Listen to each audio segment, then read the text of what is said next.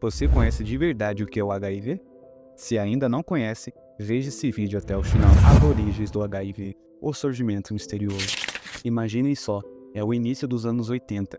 O mundo está vibrando ao som do pop e do rock. A tecnologia está dando seus primeiros passos rumo à revolução digital. E de repente, surge uma doença misteriosa que ninguém consegue explicar. Em 1981, médicos nos Estados Unidos começaram a notar algo estranho. Jovens, principalmente em Nova York e São Francisco, estavam apresentando sintomas incomuns. Um tipo raro de câncer de pele chamado sarcoma de Kaposi e uma pneumonia causada por um fungo que normalmente só afetava pessoas com um sistema imunológico muito debilitado. O pânico começou a se espalhar. As pessoas ficavam doentes rapidamente e os médicos não sabiam o que fazer. Foi o início de uma das maiores crises de saúde pública do século XX. A busca pela causa. A comunidade científica entrou em ação. Laboratórios do mundo todo começaram uma corrida contra o tempo para identificar o que estava causando essa nova doença. Em 1983, dois grupos de pesquisa chegaram a conclusões semelhantes quase ao mesmo tempo. Liderado por Luc Montagnier, isolou um vírus que eles chamaram de LAV. Nos Estados Unidos, a equipe de Robert Gallo, no National Cancer Institute, identificou um vírus similar, que eles nomearam HTLV-3. Após alguns anos de debate e colaboração, em 1986, a comunidade científica chegou a um consenso. Era o mesmo vírus e ele foi oficialmente nomeado HIV, vírus da imunodeficiência humana. As origens ancestrais do HIV. Mas de onde veio esse vírus? Essa pergunta levou alguns cientistas a uma jornada fascinante pela África Central. Estudos genéticos revelaram que o HIV é intimamente relacionado a um vírus encontrado em primatas chamado CIV, vírus da imunodeficiência símia. A teoria mais aceita é que o HIV se originou de uma variante do CIV, encontrada em chimpanzés. Em algum momento no início do século XX, provavelmente entre 1910 e 1930, esse vírus pulou a barreira entre as espécies, passando de chimpanzés para humanos. Mas como isso aconteceu? A hipótese mais provável é que ocorreu através de contato com sangue de animais durante a caça ou o consumo de carne de primatas infectados, uma prática comum em algumas regiões da África Central.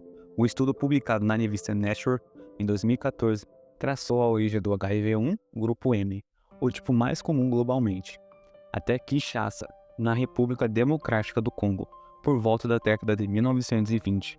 A expansão das cidades, o aumento do transporte e mudanças sociais contribuíram para a disseminação inicial do vírus. É fascinante pensar que um evento tão pequeno, talvez um único caso de transmissão entre espécies, possa ter desencadeado uma pandemia global décadas depois.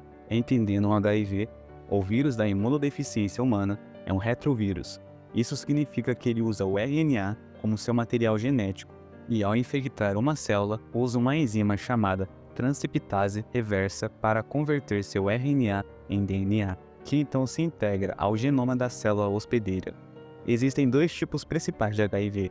HIV-1 é o tipo mais comum globalmente e responsável pela maioria das infecções. O HIV-2, que é encontrado principalmente na África Ocidental, é menos transmissível e progride mais lentamente. O HIV tem uma afinidade particular por células TCD4+, que são cruciais para o funcionamento do sistema imunológico. Aqui está um passo mais simplificado de como o vírus ataca. Primeiro, o vírus se liga aos receptores na superfície das células TCD4+. Segundo, ele entra na célula e libera seu material genético. Terceiro, usando a maquinária da célula, o vírus se replica. Quarto, novos vírus brotam da célula, muitas vezes destruindo-a no processo.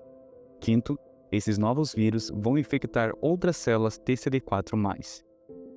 Com o tempo, o número das células TCD4+, diminui drasticamente, enfraquecendo o sistema imunológico e deixando o corpo mais vulnerável a infecções oportunistas e certos tipos de câncer. Mas qual a diferença entre HIV e AIDS?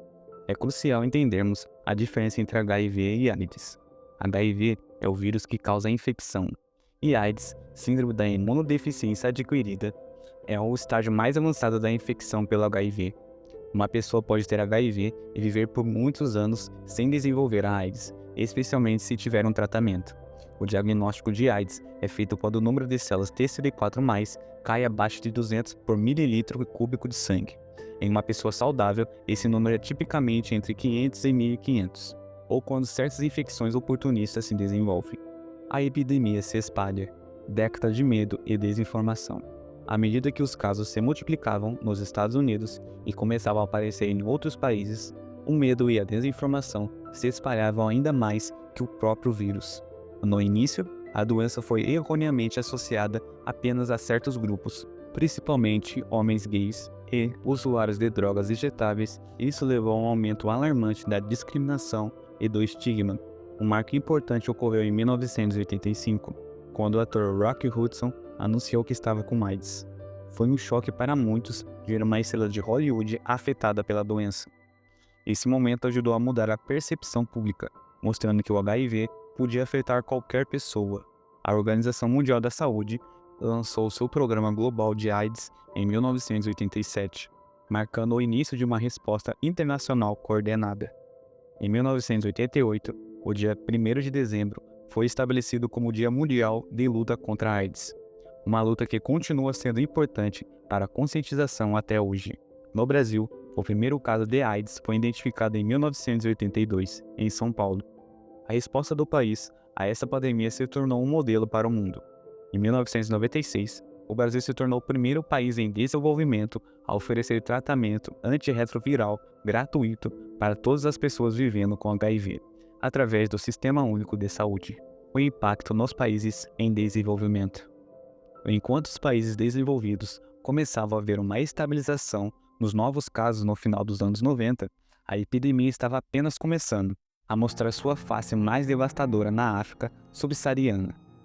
Em alguns países africanos, mais de 20% da população adulta está vivendo com HIV. Isso teve um impacto devastador não apenas na saúde, mas na economia e na estrutura social desses países. Resposta global a essa crise levou à criação de iniciativas importantes, como o Fundo Global de Luta contra a AIDS, Tuberculose e Malária em 2002, e o PEPFAR, Plano de Emergência do Presidente dos Estados Unidos para alívio da AIDS, em 2003. Os primeiros tratamentos. No início da epidemia, o diagnóstico de HIV era praticamente uma sentença de morte. Os médicos podiam apenas tratar as infecções oportunistas à medida que surgiam, mas não tinham como combater o vírus em si. Em 1987, o AZT se tornou o primeiro medicamento aprovado para o tratamento do HIV. Foi um marco muito importante, mas o AZT sozinho tinha eficácia limitada e efeitos colaterais significativos. Mas a grande virada veio em 1996, com a introdução da terapia antirretroviral altamente ativa, HAART, também conhecido como coquetel. Essa abordagem combina diferentes classes de medicamentos para atacar o vírus em várias fases de seu ciclo de vida. As principais classes de medicamentos antirretrovirais incluem inibidores nucleossídeos da transcriptase reversa, inibidores não nucleossídeos da transcriptase reversa, inibidores de protease, inibidores da integrase e inibidores de entrada. A HAART transformou o HIV de uma sentença de morte a uma condição crônica administrável. Pessoas que estavam à beira da morte começaram a se recuperar e voltaram a ter uma vida normal. Tratamento como prevenção. Um dos avanços mais significativos na última década foi o conceito de tratamento como prevenção. Estudos mostram que pessoas vivendo com HIV, que estão em tratamento e mantêm uma carga viral indetectável, têm um risco insignificante de transmitir o vírus sexualmente. Isso levou à campanha Indetectável Intransmissível, que tem sido crucial para combater o estigma e incentivar o tratamento precoce. Hoje, temos medicamentos ainda mais eficazes e com menos efeitos colaterais. Muitas pessoas vivendo com HIV tomam apenas um comprimido por dia. Alguns dos regimes mais recentes incluem dolutegravir, abacavir, lamivudina, tenofovir lafenamida. E esses medicamentos são tão eficazes que pessoas vivendo com HIV, que estão em tratamento, têm uma expectativa de vida praticamente igual à de pessoas sem o vírus. Diferença entre PrEP e PrEP. PrEP. Em 2012, o FDA aprovou o uso da profilaxia pré-exposição. A PrEP envolve pessoas HIV negativas tomando medicamentos antirretrovirais para prevenir a infecção caso sejam expostas ao vírus. Estudos mostram que a PrEP pode reduzir o risco de infecção por HIV em mais de 90% quando usada consistentemente. No Brasil, a PrEP começa a ser oferecida pelo SUS em 2017, tornando-se uma ferramenta importante na Estratégia Nacional de Prevenção. PrEP, profilaxia pós-exposição. A PrEP é uma ferramenta importante. É um tratamento de curto prazo com antirretrovirais que deve ser iniciado o mais rápido possível após uma possível exposição ao HIV, idealmente dentro de 72 horas, para reduzir o risco de infecção. Em busca de uma cura. Embora os tratamentos atuais sejam incrivelmente eficazes, a busca por uma cura definitiva continua. As principais abordagens incluem cura funcional, onde o vírus permanece no corpo, mas é controlado sem medicação. Cura esterilizante, eliminação completa do vírus do corpo. Algumas estratégias promissoras incluem terapia genética para criar células imunes resistentes ao HIV, técnicas de choque kill para ativar e eliminar reservatórios virais latentes, e imunoterapia para fortalecer a resposta natural do corpo ao vírus. Vacinas preventivas. Desenvolver uma vacina eficaz contra o HIV tem sido um desafio devido à alta taxa de mutação do vírus. No entanto, pesquisas recentes têm mostrado resultados promissores. A vacina RV-144 na Tailândia mostrou uma eficácia modesta de 31%, provando que uma vacina contra o HIV pode ser possível. E novas abordagens usando anticorpos amplamente neutralizantes estão em testes clínicos. Olhando para o futuro, temos razões para ser otimistas. Com tratamentos cada vez mais eficazes, novas ferramentas de prevenção e avanços contínuos em pesquisa. E esse foi o vídeo de hoje. Você sabia tudo isso sobre o HIV? Deixe aqui nos comentários o que você achou desse vídeo. Não se esqueça de deixar o like, comentar, compartilhar e se inscrever para mais vídeos. Até a próxima!